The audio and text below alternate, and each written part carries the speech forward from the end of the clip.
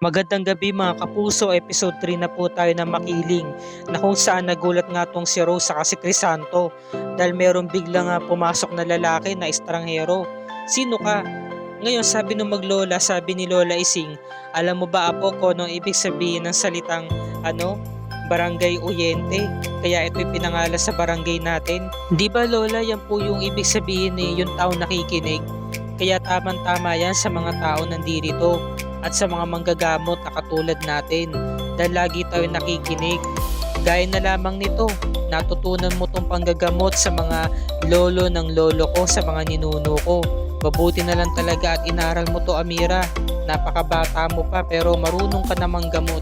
Ay nako Lola, hihilutin ko nga tong likod mo, yung pala niyakap. Ay nako ako, napakalambing mo talaga.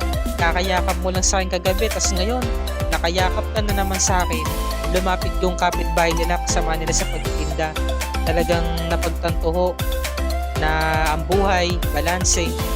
Gaya na lamang po ng isa yung apo, si Amira, napakabuti. Tapos yung isa naman po si Amira. O tama naman, di ba nakita nila.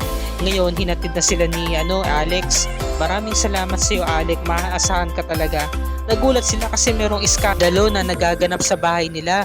Yun pala, pinapalayas na pala sila ni Mang Manny, may mga lalaking kasama. Sabi ni Amira, Tay, anong nangyayari dito?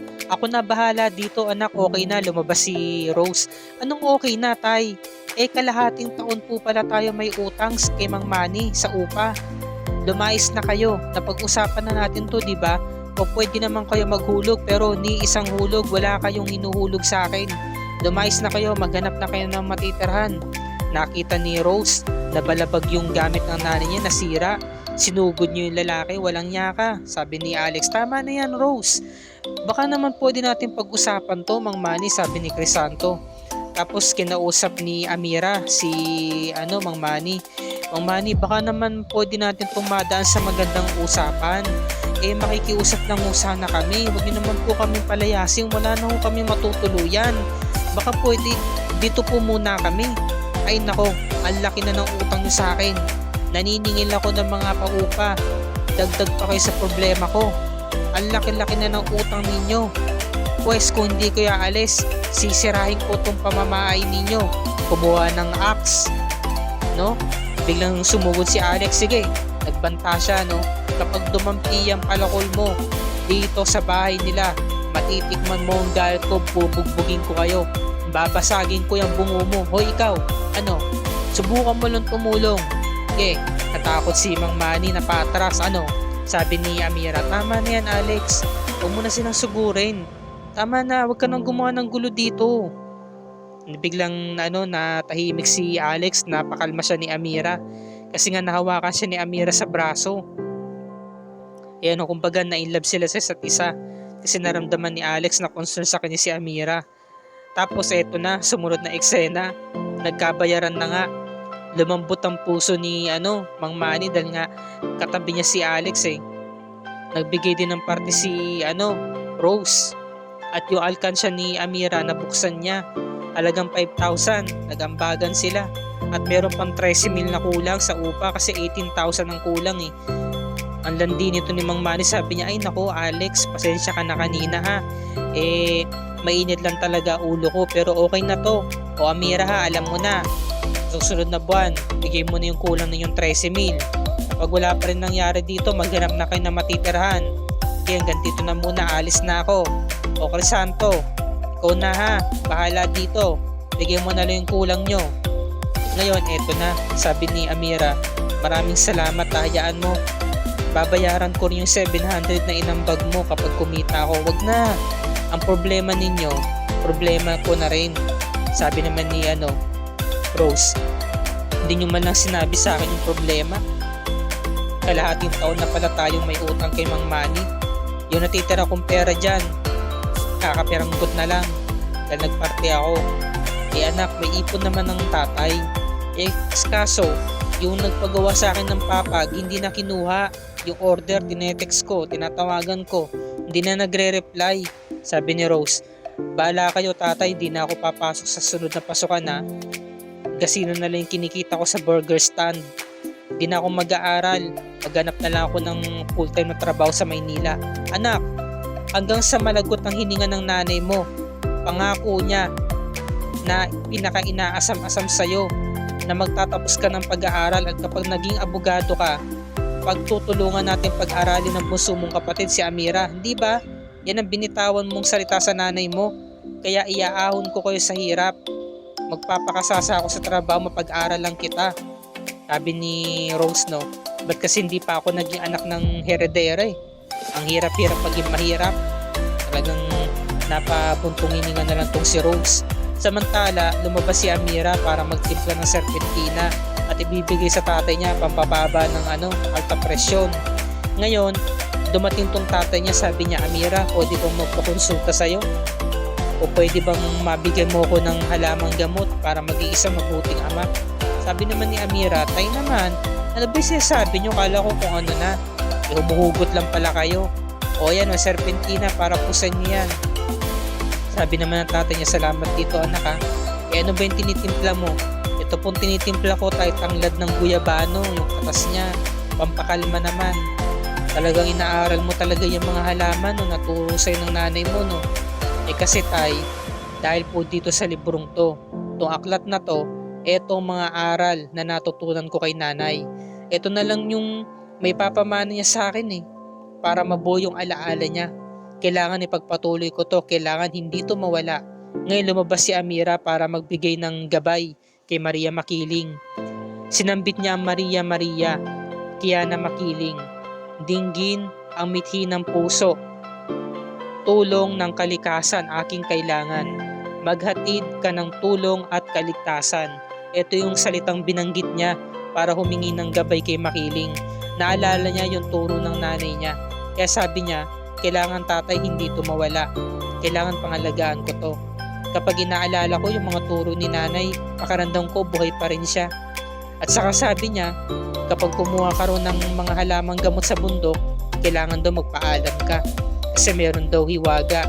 Meron daw isang nilalang na nanananahan doon sa may bundok. Niyakap niya tatay niya kasi nga mahal na mahal niya to. At nangako siya na magpupursige rin siya para makaipon muli kasi pangarap niya talaga na umasenso sila at magkaroon sila ng bahay at lupa.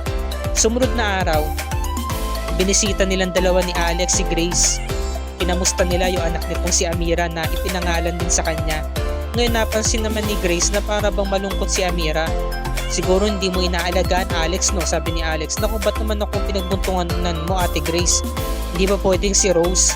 Teka, sorry naman. Siguro sa kakaepas ko to kaya nasisi kita. Wala niya talaga yung si Rose no, yung kapatid mong yan no. At kaya talaga sakit ng ulo yan. Yan mo, pag nakita ko yan umandayan sa akin, mabibigwasan ko yan Jerry, halika nga dito. Jerry, halika dito. O sa'yo muna tong anak natin, may pupunta lang ako.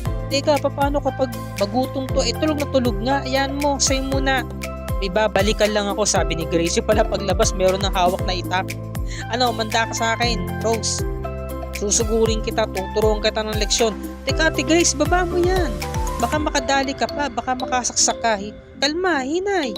Hinay lang. Ate Grace, kakapanganak mo lang kahapon, di ba? Kaya kailangan magpahinga ka. Tama na.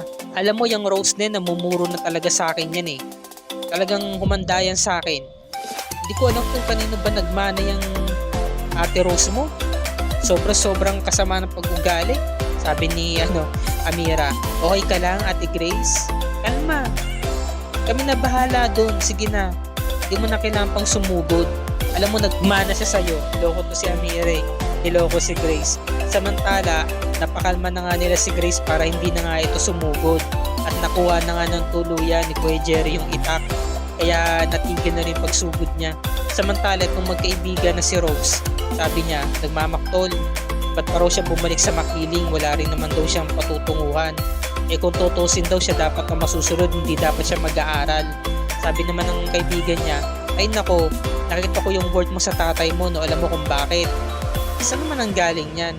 Kasi yung tatay mo, naniniwala na kapag nakapagtapos ka, pwede pa kayong umasenso, pwede kayong yumaman sa pagiging abogada mo. O yun palang check na. O pangalawa naman, alam niya kasi maprinsipyo ka. Pinaglalaban mo yung karapatan mo kapag gusto mo. Matapang ka May pinaglalaban ka o doon palang check na. O kaya pasado ka. Ay nako, dinadagdag mo pa yung isipin ko. Sumasakit na yung ulo ko, sabi ni Rose.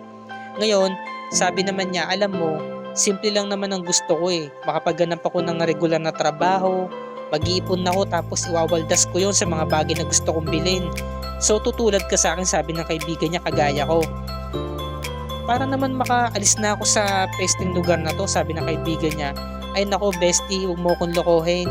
Babalik at babalik ka rin dito sa Makiling kasi nandito yung boyfriend goals mo, no? Ayan no, si Alex. Nakita ni Rose, sina Alex saka si Amira na nagbabanding sa may ilog. Sabi ni Alex, mabuti naman at nagawa ko na to. Yan, so solong-solo daw niya si Amira. Sabi naman ni Amira, maraming salamat sa tulong mo kanina. Ano ka ba, wala yun. Ang problema nyo, problema ko na rin. Kaya okay lang sa akin yun. Tapos sinalikan ni Alex si Amira, no? Habang nagmo-moment sila. Naalala ni Rose, nag-flashback sa kanya nung mga bata pa sila. Nahuli siya ng nanay niya nung nabubuhay pa. Sabi ng nanay niya, mukhang nagkakaigihan na yung kababata niyo si Alex at si Amira. Sabi ni Rose, Nay, ba't ganun? Una ko nakilala si Alex, kaya dapat akin siya. Ba't napunta siya kay Amira? Sabi ng nanay niya, alam mo anak, may mga bagay talaga na hindi pwedeng ipilit. Hindi nakalaan sa'yo. Hindi para sa'yo, sabi ng nanay niya. Naluluha si Rose kasi nasasaktan siya. Yun yung alaala niya. Ngayon nakita pa nilang magkaibigan na nagkahalikan nga tong sina Amira saka si Alex sa may ilog. Samantala, umalis na nga silang magkaibigan kasi nga hindi na rin nakikita ng bestie niya na nasasaktan nga tong si Rose habang tinatanaw yung dalawa sa di kalayuan. Samantala, kumikidlat na saka nagbabadya ang malakas na hangin na pawang may paparating na malakas na bagyo. Ngayon sabi ni Mang Estong, tinawag niya yung dalawa, sina Alex at si Amira, na meron daw paparating na bagyo ayon sa Pag-asa.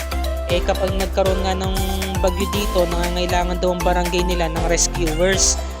Pwede ba kayong dalawa doon? Sabi naman ni Alex, oo naman, pwede kami doon Mang Estong. Sabi naman ni Amira, basta tawagan nyo lang po kami. Sign naman po yung pinag-aralan namin, yung training namin kung di namin magagamit, saka dagdag kita rin yun. Ngayon, ito na yung mga dapat nating pakatunghayan o abangan bukas sa Makiling mga kapuso. Rescuer sina Alex saka si Amira, no? Pinadala sila ng Bureau of Disaster para magligtas ng mga banyaga sa Mount Pinatubo kasi nga inabot nga ito ng malakas na bagyo, malakas na ulan. So ito na yung unang pagtatagpo ni na Amira at Alex saka ng Crazy Five. Kaya malaking gulo na to. Nandito na ang mga kontrabida dito sa Makiling. At syempre, dito na yata matutuklas ni Amira na talagang nakakapagpagaling siya ng sugat dahil na-aksidente sila dito sa gitna ng gubat. Yan ang pakatunghayan natin bukas mga kapuso. At kung bago ka pa lamang sa aking channel, kung maaari makahingi ako sa ng munting subscribe at i-click mo na rin ang bell icon para lagi ka updated sa mga episodes ng Makiling and other GMA shows tulad nito. Maraming salamat po sa inyong panonood mga kapuso. Happy viewing, Happy New Year din, and God bless us all.